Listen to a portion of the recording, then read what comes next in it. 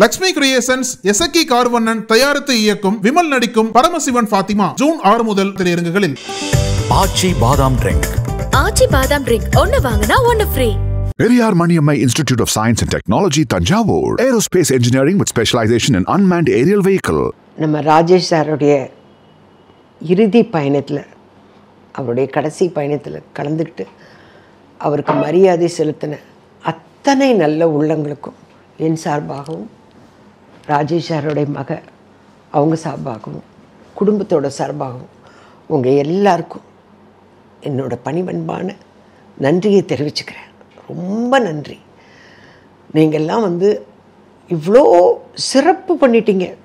அவர் அதை தான் எதிர்பார்ப்பார்.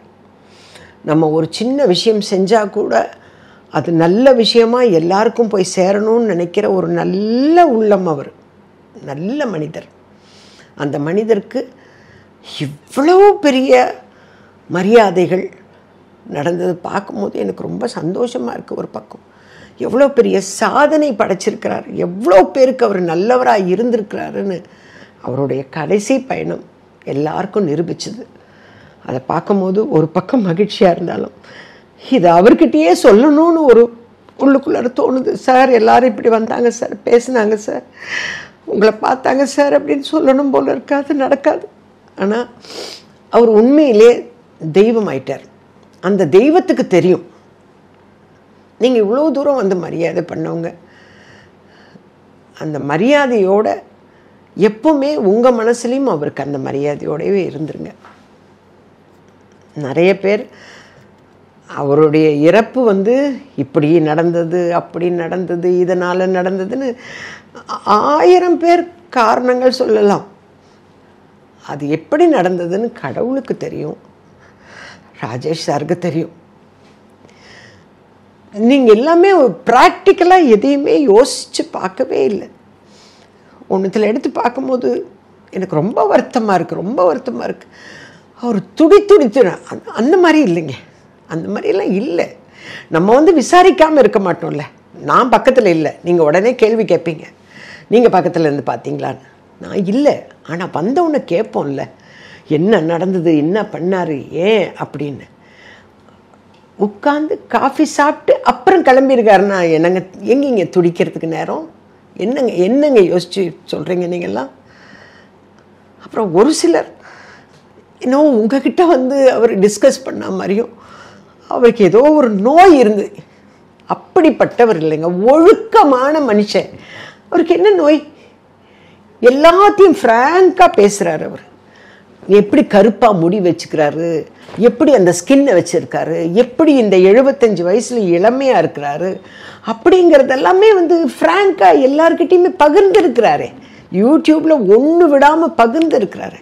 அப்படின்னும் போது இது என்னங்க இது? ஏன் இப்படி? என்கிட்ட வந்தால் நான் காப்பாற்றிருப்பேன். உங்ககிட்ட ஏங்க, ஒரு மனுஷனுக்கு ஹாஸ்பிட்டல் போகணும்னு டிசைட் பண்ணி சரின்னு ஆம்புலன்ஸ் கூப்பிடும்போது இவங்ககிட்ட போகலாம், அவங்கக்கிட்ட போகலாம், உங்களுக்கு தோணுமாங்க? உங்களுக்கு இல்லை, உங்களில் யாருக்காவது தோணுமா?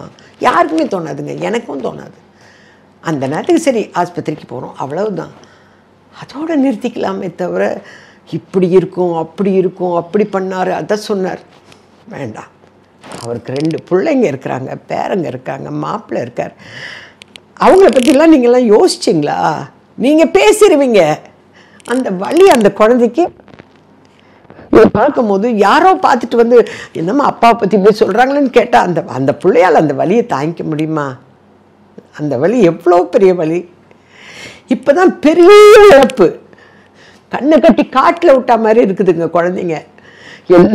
ஏன்னா எல்லாமே அவர் தான், எல்லாமே அவர் தான் செய்வார். ஒன்று விடாமல் நானே சொல்லுவேன், என்ன சார் இந்த வேலையெல்லாம் கூட நீங்கள் செய்கிறீங்கன்னு. அந்த மாதிரி ஒவ்வொரு விஷயமும் அவரே தான் எல்லாம் எடுத்து வச்சுட்டு செய்வார். அந்த வலியை பற்றி தயவு செஞ்சு பாருங்க. உங்கள் வீட்டில் அந்த மாதிரி ஒரு இழப்புகள்லாம் வந்தால் நீங்கள்லாம் எந்த நிலைமையில் இருப்பீங்க? ஏதோ நாங்கள் எங்கள் பொழப்புக்காக மீடியாவில் இருக்கிறோங்கிறதுக்காக எதோ ஒன்றா பேசணும்னு நினச்சி பேசாதீங்க, வேண்டாம். அதுக்கு பின்னாடி ஒரு குடும்பம் இருக்குது. அந்த குடும்பத்தோட வலியை கொஞ்சம் யோசனை பண்ணி இதோட இதுக்கு ஒரு புல் ஸ்டாப் வச்சிடலாம், போதும். நம்ம ராஜேஷ் சார் அவர் எடுத்த இன்டர்வியூகளை போட்டு பார்ப்போம், அவர் பேசின மீட்டிங்கை போட்டு பார்ப்போம். என்ன மாதிரி ஒரு ஒரு ஒரு பாடலை பற்றி எடுத்தால் எப்படி இந்த ராகம் அந்த எப்படித்தான் அந்த மனுஷனுக்கு இவ்வளோ மூளையோ தெரியல, ஃபிங்கர் டிப்ஸில் வச்சுருக்காரு. அதெல்லாம் பார்ப்போம். அதெல்லாம் பார்க்கும்போது எனக்கு எவ்வளோ பெருமையாக இருக்குது தெரியுமா? இப்பேற்பட்டவரோட தான் நம்ம நடித்தோமா, அடேங்கப்பா. அவர் கூட அடிக்கடி பேசியிருந்தா ஓரளவுக்காவது அதில் ஒரு 10% நாலேஜாவது நமக்கு வந்திருக்குமே அப்படின்னு நான் இப்போ ஃபீல் பண்ணுறேன். அந்த மாதிரி அவருடைய பெருமைகளை பேசுகிறோம். இப்படி பேசினார், இதில் நடித்தார், இப்படியெல்லாம் மீட்டிங் பேசியிருக்காருன்னு அவரோட பெருமைகளை பற்றி பேசுவோம். அவர் அமைதியான முறையில், நல்ல முறையில் நல்லா வாழ்ந்து, அவர் நினச்சா மாதிரி வாழ்ந்து, அதுவும் இன்டர்வியூவில் நானும் பார்க்குறேன். அவர் நினச்ச மாதிரி வீடு கட்டி வாழணும்னு நினச்சார், வாழ்ந்தார், நல்லபடியாக வாழ்ந்திருக்காரு. அழகாக பொண்ணுக்கு கல்யாணம் பண்ணார். இப்போ பிள்ளைக்கு கல்யாணம் பண்ணோம், அதுவும் நல்லவா பார்த்துக்கிட்டு வச்சுட்டார். இந்த 10 நாள் இன்விடேஷனோடு வரேன்னார். அவ்வளவுதானே தவிர அந்த கல்யாணத்துக்கு நம்மளோட வாழ்த்துக்கள் எல்லாம் இருக்கணும். நம்ம ஒவ்வொருத்தரும் அந்த குழந்தையோட மாமாவா, அத்தையா, அப்பாவா, அம்மாவா இருந்து அந்த குழந்தைய வாழ்த்தி அந்த குழந்தையோட வாழ்க்கை நல்லபடியாக அமையணும் அப்படின்னு வாழ்த்துவோம். இதோடு அவருடைய இறப்பு பற்றி நம்ம ஆராய்ச்சி பண்ண வேண்டாம். அவர் நல்லா வாழ்ந்துட்டு தான் போயிருக்கிறார், சரிங்களா? அதனால் அவரோட இறப்பு இதுவா அதுவா வேண்டாம், அந்த கேள்வியே வேண்டவே வேண்டாம். எல்லாருக்கும் இறப்பு உண்டு. அது அது அது நடக்கும், எல்லாருக்கும் நடக்கும். ஒவ்வொருத்தரும் அதை பற்றி ஆராய்ச்சி பண்ண வேண்டாம். அதே மாதிரி சித்தா மருந்து சாப்பிட்டாரு, இந்த மருந்து சாப்பிட்டேன் பார்த்துமாங்க, அது சாப்பிட்டுருந்தா சொல்லியிருந்திருப்பார்ல நான் இதை சாப்பிட்டேன். ஒவ்வொருத்தரை பற்றி ஆராய்ச்சி பண்ணுவாருங்க. இன்னும் கேட்டிருக்கேன், என்ன சார் சித்தா புஸ்தகம்லாம் படிக்கிறீங்களேன்னு கேட்கும் போது, இல்லை வடிவதற்கு நான் இவங்களை இன்டர்வியூ எடுக்கணும், ஆனால் அதுக்கு முன்னாடி நான் இவங்களை பற்றி தெரிஞ்சுக்கணும்ல, அவங்க உண்மைதானா, அவங்க எங்கிருந்து எடுக்கிறாங்க, என்ன சொல்லி கொடுக்குறாங்கன்னு ஆராய்ச்சி பண்ணணும்னு ஆராய்ச்சி பண்ணுவார். இங்கிருந்து ஃபேக்ட்ரி வச்சுருக்காங்களோ மருந்து தயாரிக்கிற இடத்துக்கு போவார். அவர் இந்த வயசில் அதை செய்யணுமா சொல்லுங்கள் பார்க்கலாம்.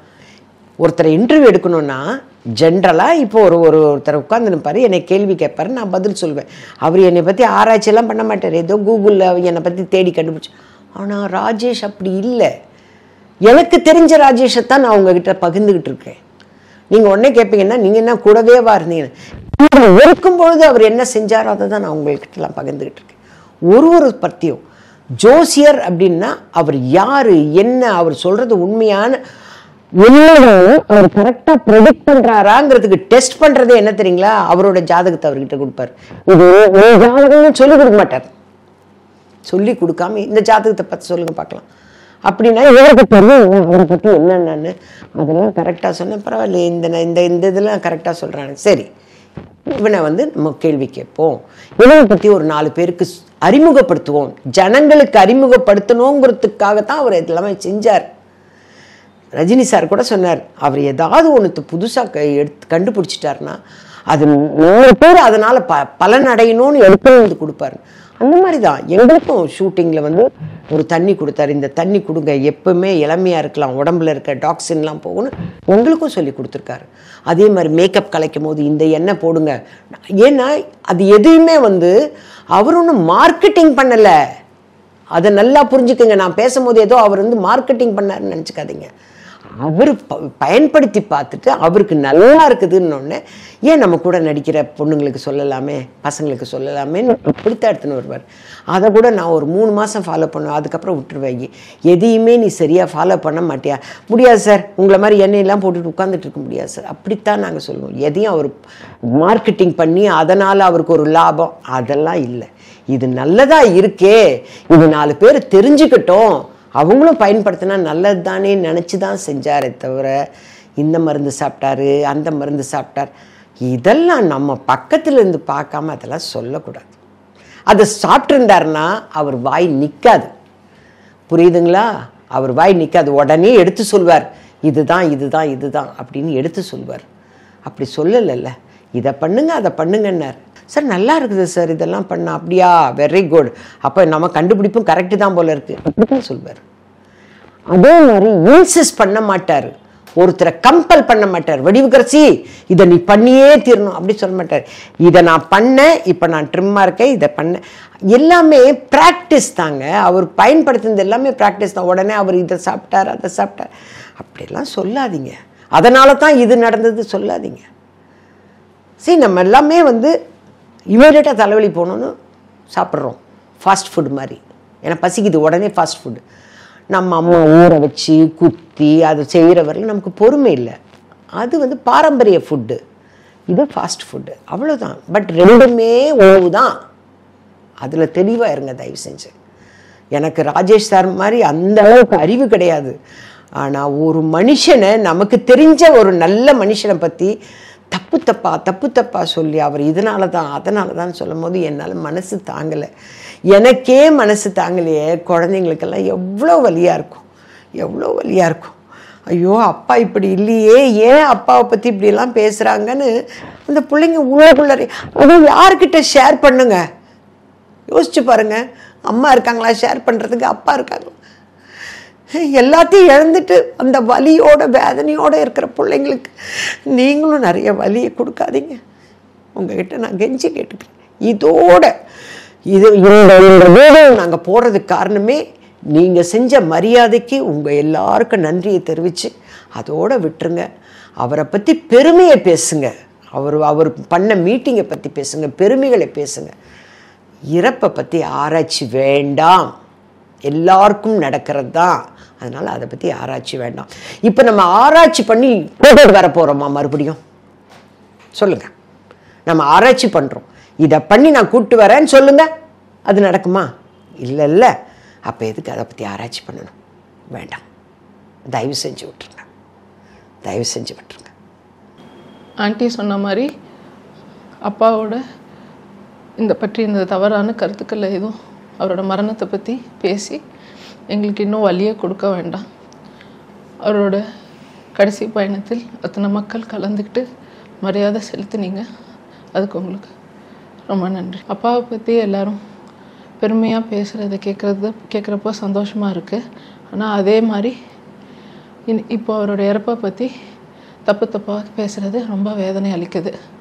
தயவுசெய்து இனிமேல் அந்த மாதிரி பேச வேண்டாம் என்று என் குடும்பத்தினர் சார்பாக கேட்டுக்கொள்கிறேன். நன்றி. நக்கீரன் டிவிக்கு சப்ஸ்கிரைப் செய்யுங்கள். உங்கள் ஆதரவே எங்கள் பலம். ஆசிரியர்களுக்கு நண்பனாகவும் மாணவர்களுக்கு ஆசானாகவும் திகழும் தேர்வு வழிகாட்டி. ஒவ்வொரு பாடத்திற்கும் அனுபவமிக்க ஆசிரியர்களின் துல்லியமான தெளிவான விடைகள். CNC இருக்கு, தேர்வு பயம் எதற்கு? இது தீரன் பப்ளிஷிங் ஹவுஸ் விற்பனை வெளியீடு.